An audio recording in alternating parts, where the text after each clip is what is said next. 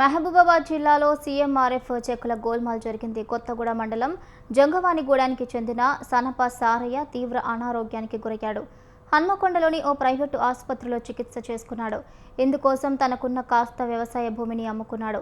ఆసుపత్రి ఖర్చులు భరించలేక సీఎంఆర్ఎఫ్కు అప్లై చేసుకున్నాడు. తనకు రావాల్సిన నిధులు ఎవరో దుండగులు కొట్టేశారు. ఇది తెలుసుకున్న బాధితుడు లబోదిబోమంటున్నాడు. అనారోగ్యం పాలై భూమిని కోల్పోయి అప్పుల పాలన తనకు సీఎంఆర్ఎఫ్ చేదోడు వాదోడుగా ఉంటుందని భావించాడు. కానీ ఆయనకు రావాల్సిన నిధుల్ని కొట్టేయడంతో ఆయన నిర్ఘాంతపోయాడు.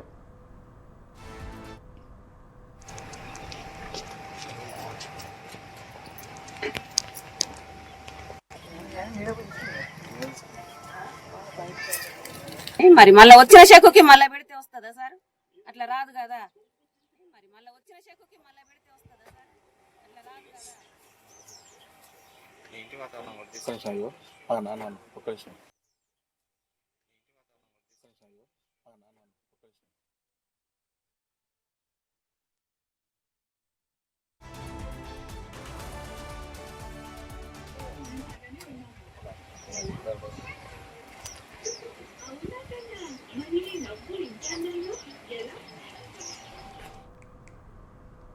మహబూబాబాద్ జిల్లాలో సీఎంఆర్ఎఫ్ చెక్కుల గోల్మాల్ జరిగింది. కొత్తగూడ మండలం జంగవానిగూడానికి చెందిన సనప సారయ్య తీవ్ర అనారోగ్యానికి గురయ్యాడు. హన్మకొండలోని ఓ ప్రైవేటు ఆసుపత్రిలో చికిత్స చేసుకున్నాడు. ఇందుకోసం తనకున్న కాస్త వ్యవసాయ భూమిని కూడా అమ్ముకున్నాడు. ఆసుపత్రి ఖర్చులు భరించలేక సీఎంఆర్ఎఫ్కు అప్లై చేసుకున్నాడు. తనకు రావాల్సిన నిధులు ఎవరో దుండగులు కొట్టేశారు. ఇది తెలుసుకున్న బాధితుడు లబోదిబోమంటున్నాడు. అనారోగ్యం పాలై భూమిని కోల్పోయి అప్పుల పాలన తనకు సీఎంఆర్ఎఫ్ చేదోడువాదుగా ఉంటుందని భావించాడు. కానీ ఆయనకు రావాల్సిన నిధుల్ని కొట్టేయడంతో ఆయన నిర్ఘాంతపోయాడు. ఇదే అంశానికి సంబంధించిన పూర్తి అప్డేట్స్ మా ప్రతినిధి శ్రీనివాస్ అందిస్తారు. శ్రీనివాస్. ఏదైతే మహబూబాబాద్ జిల్లా కొత్తగూడ మండలంలోని వెలుగు చూసిన ఒక ఘటన అయితే ఇప్పుడు స్థానికంగా తీవ్ర సంచలనం సృష్టిస్తుంది. కొత్తగూడ మండలం జంగవానిగూడెం గ్రామానికి చెందిన సనప సారయ్య అనే నిరుపేద గతంలో తీవ్ర అనారోగ్యానికి గురవడం జరిగింది. హన్మకొండలోని ఒక ప్రైవేట్ హాస్పిటల్లో చికిత్స కోసం చేరగా చేతిలో పైసా లేక ప్రాణాలు దక్కించుకోవడం కోసం ఉన్న కాస్త వ్యవసాయ భూమిని అమ్ముకున్నాడు. ఆసుపత్రి ఖర్చుల భారం మోయలేకనే ప్రభుత్వం ఆర్థికంగా ఆదుకుంటుందన్న ఆశతో 2024లోనే సీఎంఆర్ఎఫ్ చెక్కు సహాయ నిధి కోసం అయితే దరఖాస్తు చేసుకోవడం జరిగింది. తీరా ఏడాది గడుస్తున్న సాయం అందకపోవడంతో బాధితుడు గత నెలలో ములుగులోని సంబంధిత కార్యాలయానికి వెళ్లి ఆరా తీశాడు.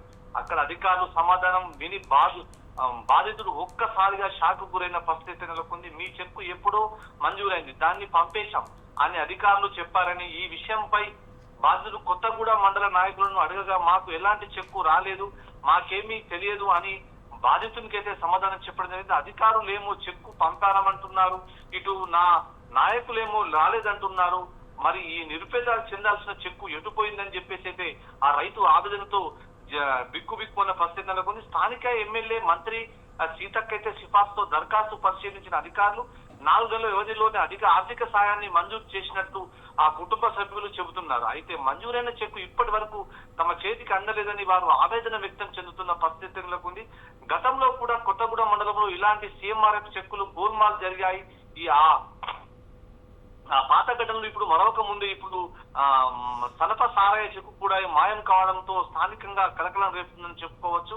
న్యాయం కోసం సదరు బాధితుడు మళ్లీ హైదరాబాద్ మెట్లెక్కి మరోసారి దరఖాస్తు చేసుకోవాల్సిన దుస్థితి అయితే ఏర్పడింది. భూమి కోల్పోయి అప్పుల పాలై పుట్టెడు బాధలో ఉన్న ఈ పేదవాడి పొట్ట కొట్టడం అవినీతి నేరమే కాదు, అంతకంటే ఘోరమైన మహాపాపమని స్థానికులు మండిపడుతున్నారు. ఇప్పటికైనా ఉన్నతాధికారులు స్పందించి కొత్తగూడ మండలంలో జరుగుతున్న సీఎంఆర్ఎఫ్ చెక్కుల అక్రమాలపై పూర్తి స్థాయి విచారణ జరిపి బాధితుడు సారయ్యకు న్యాయం చేయాలని, అక్రమార్కులను కఠినంగా శిక్షించాలని ప్రజలు డిమాండ్ చేస్తున్నారు. ఇదంతా ఒక వింత అయితే ప్రభుత్వ సీఎంఆర్ఎఫ్ చెక్కు వచ్చిన వెంటనే స్థానిక ఎంఆర్ఓ అయితే ఈ చెక్కుని పిలిచి ఎవరైతే సంబంధిత వ్యక్తి ఎవరైతే సీఎంఆర్ఎఫ్ చెక్ సిఫార్సు చేసుకున్నారో వాళ్ళని పిలిచి మరి ఎంఆర్ఓ అయితే చేతిలో పెట్టే పరిస్థితి ఉంటుంది. కానీ ఎంఆర్ఓకు తెరవకుండా అక్కడ స్థానిక కాంగ్రెస్ లీడర్లు కూడా కొంతమంది చెక్కులను పంపిణీ చేసిన పరిస్థితి ఉంది. ఇప్పుడు ఇది స్థానిక ఎంఆర్ఓ ఈ చెక్కు మాయం చేశాడా, లేకపోతే అక్కడ స్థానికంగా ఉన్న కాంగ్రెస్ పార్టీ నాయకులు ఈ చెక్కుని మింగేశారనేది ఇప్పుడు చర్చాంశంగా మారింది. Bhavani. Right, thank you Srinivas, thank you for the updates.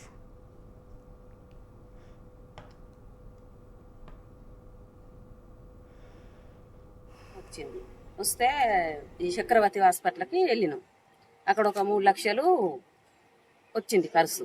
వస్తే మేము సీఎం ఫండ్ అని చేసినాం. చేసి అక్కడ మూలుగుల ఆఫీసులో ఇచ్చినాం, సీతక్క ఆఫీసులో ఇచ్చిన తర్వాత ఇక చెక్ వస్తుంది కదా అని మేము అట్లే చూసుకుంటా మేము ఉన్నాం. ఉండేసరికి ఇక రాలేదు. అరే ఇంకొస్తలేదు కదా, కొన్ని అయితే పంచి పెడతాండ్రు, మరి మా చెక్కేడు పాయనని మేము ఆఫీస్కి పోయి అడిగినాం.